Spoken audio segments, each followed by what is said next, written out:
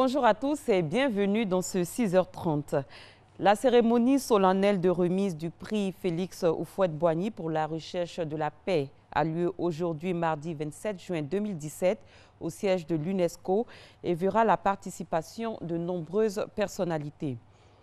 Le prix Félix Houphouët-Boigny pour la recherche de la paix, qui porte le nom du premier président de la République de Côte d'Ivoire, a été créé en 1989 par une résolution parrainée par 120 pays et adoptée par la 25e session de la Conférence générale de l'UNESCO.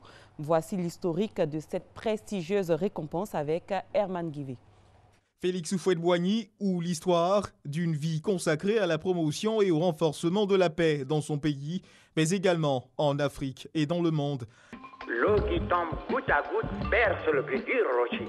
C'est en 1989, sous le couvert d'une résolution parrainée par 120 pays et adoptée par la Conférence générale de l'UNESCO, que le prix Félix Houphouët-Boigny pour la recherche de la paix est créé. Un hommage que lui rend l'UNESCO, l'institution internationale. Il y a deux grands personnages au monde qui n'ont jamais écrit, qui ne diraient même pas un mot, mais une seule lettre, mais qui sont cependant les plus lus dans le monde, Mahomet et Jésus-Christ. Sa signature, la quête perpétuelle du dialogue devant toutes les contingences existentielles, sujets à conflit, peu importe la couleur de la peau, l'expression de la foi. Nous ne comprenons pas quand il s'agit de l'Afrique. Dès qu'on engage un dialogue, on veut les résultats immédiats. Il faut donc engager le dialogue, comprendre la nécessité de mettre fin à cet apartheid qui nous révolte tous. Une signature incontestée et incontestable qui finira par se muer en un prix, le prix Félix Houphouët-Boigny pour la recherche de la paix. Bénéficiaires de ce prix, plusieurs présidents et hommes d'État, François Hollande, Nelson Mandela, Frédéric de Klerk, Yitzhak Rabin, Jimmy Carter et Barack Obama, ex-président américain, le roi Juan Carlos d'Espagne. Le lauréat 2017 se nomme Giuseppina Nicolini, maire de la ville de Lampedusa en Italie, ainsi que l'organisation non gouvernementale SOS Méditerranée France. Une reconnaissance, fruit de leur acharnement à tenter de sauver d'une mort certaine et d'une mer furieuse des milliers de candidats à l'immigration clandestine. Des migrants prêts à tenter le tout pour le tout, le paradis n'est certes pas de l'autre côté de la rive. Dans cette désolation, SOS Méditerranée, l'ONG tente de redonner de l'espoir à ceux qui rêvent d'une vie meilleure sous d'autres cieux, au mépris du prix de leur vie et de celui de leurs enfants. Dans un autre registre, une délégation du Haut Commissariat aux réfugiés se rend au Libéria. Son but, rencontrer les Ivoiriens encore réfugiés dans les camps à la frontière ivoiro-libérienne. Le point de notre envoyé spécial Alexis Ouedraogo. 8 heures ce lundi, siège du Haut Commissariat des réfugiés à Guiglo, dans l'ouest de la Côte d'Ivoire. Ce matin, les membres de la mission gouvernementale en route pour le Libéria se réunissent avant le départ. 5 jours à visiter des camps de réfugiés encore occupés par des Ivoiriens dans la périphérie de la frontière ivoiro-libérienne.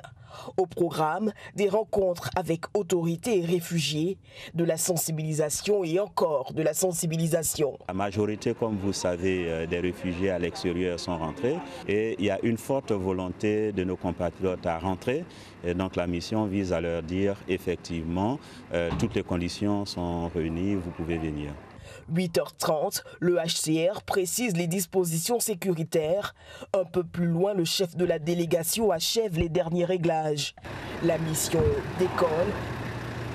Elle avale un peu plus de 100 km sur piste avant d'atteindre la ville de Pékin.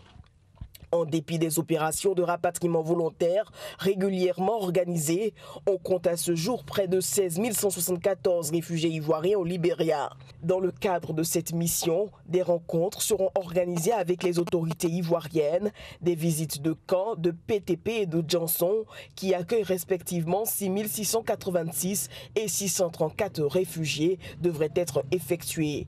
Pour finir, une réunion technique tripartite sera organisée. Elle devrait permettre de trouver des solutions définitives aux défis liés au processus de rapatriement volontaire.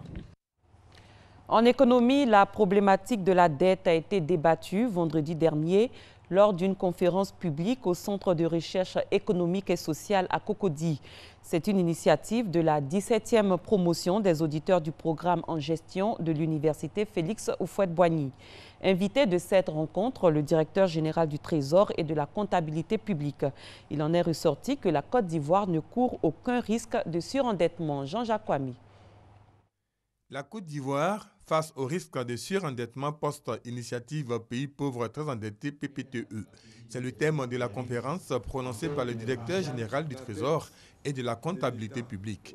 Pour Jacques Assaoré, la récente mobilisation sur les marchés financiers internationaux de 1140 milliards de francs CFA, dont une partie destinée au remboursement des anciens eurobonds, a ravivé ce débat.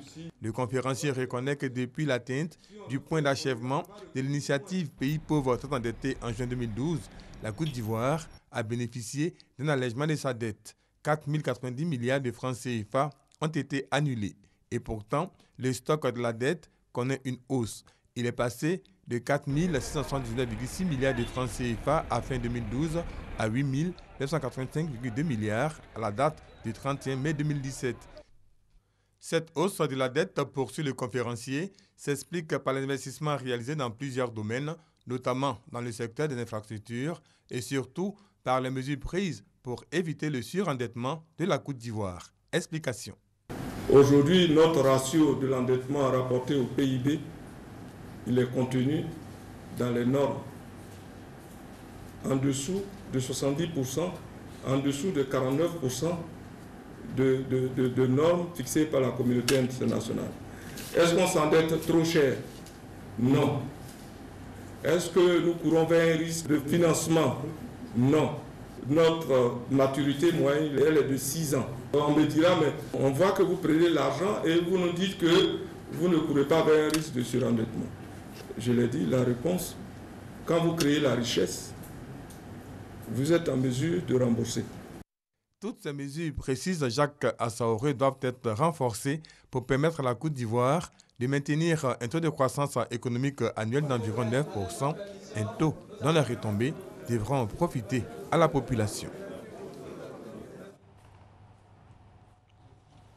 Prenons la direction de Tanguélan, sous-préfecture du département d'Anibilekro. Une ONG a offert aux femmes de cette localité une institution de formation et d'éducation féminine ainsi que du matériel médical.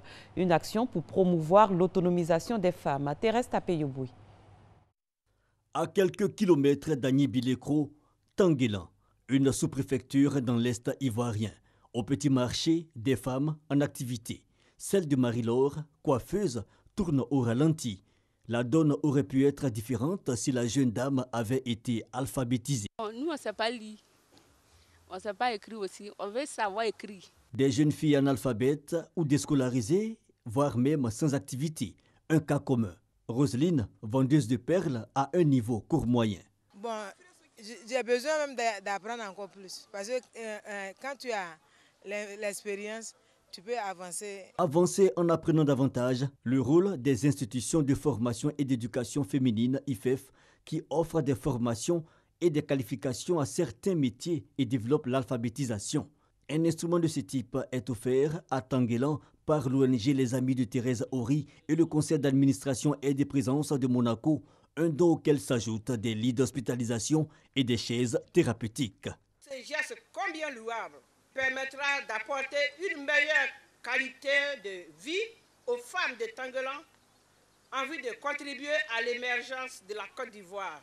Un bâtiment de 3 salles, spécialités pâtisserie, cuisine et couture, une salle mixte pour l'alphabétisation, de quoi réjouir le ministère de la Femme, de la Protection de l'Enfant et de la Solidarité, ainsi qu'autorités administratives et cadres de la région. Au bout de 3 ans, ces personnes vont recevoir un diplôme qui leur permet de s'installer et donc de travailler et d'être autonomes.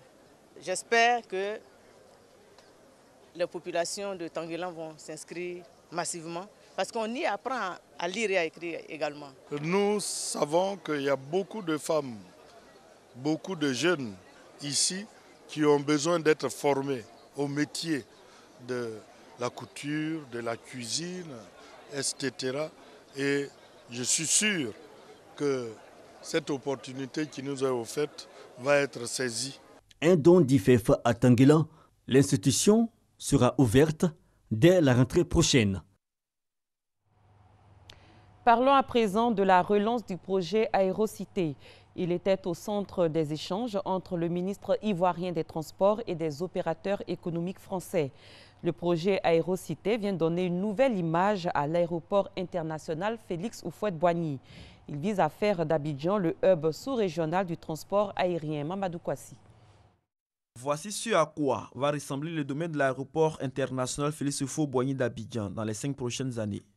Un vaste projet dénommé Aérocité qui vient booster le développement de la Côte d'Ivoire, mais surtout qui fera du plus grand aéroport ivoirien la plaque tournante de la sous-région. Ce projet d'aéroport moderne et modèle a été au centre de cette séance de travail entre le ministre Amadou Koné et des opérateurs économiques en charge de la mise en œuvre du projet. Les deux parties sont accordées sur les dispositions à prendre avant le lancement d'Aérocité. C'est un projet qui vise à accompagner à la fois le développement urbain d'Abidjan et à la fois le développement de l'aéroport. Donc ce projet va à la fois comporter des dimensions d'activité économique, résidentielle, culturelle, qui sera à la couture entre la ville d'Abidjan et la zone aéroportuaire. Ce projet sera réalisé sur une superficie de 3600 hectares dans la zone aéroportuaire. Mais les délais d'exécution et les coûts sont en pleine finalisation selon les experts du groupe Aegis.